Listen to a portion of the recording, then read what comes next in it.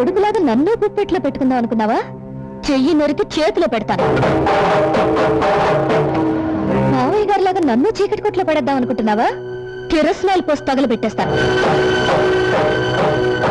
నల్ల పూలు, నుదుట బొట్టు, రంగురంగుల చీరలు, చేతి గాజులు, ఈ వేళ నీకు ఇవన్నీ ఉన్నాయంటే దానికి కారణం ఈయన, నీ ఆయన. ఆయన్ని బయటకు తీసుకెళ్తానంటే వద్దంటావా? చెప్పు తెగిపోద్ది. నేను తిట్టగల అత్తయ్య గారు, కానీ తిట్టను. ఎందుకంటే అత్తయ్య గారంటే అభిమానం, పెద్దలంటే గౌరవం. రండి మావయ్య. ఏమో నాగమణి, నేను అలా బయటికి వెళ్ళొస్తాను, ఇల్లు జాగ్రత్త. బాబాయ్ గారు, ఏమా ఇప్పుడు నాకు పెడతావా? టైం లేదు, మీకు తర్వాత పెడతాను. ముందు అత్తయ్య గారి సంగతి చూడండి. బీపీ బాగా పెరిగింది. అయ్యి బాబోయ్, మామూలు కంచు కాదండి ఇది, నెంబర్ 1 కంచండి బాబు.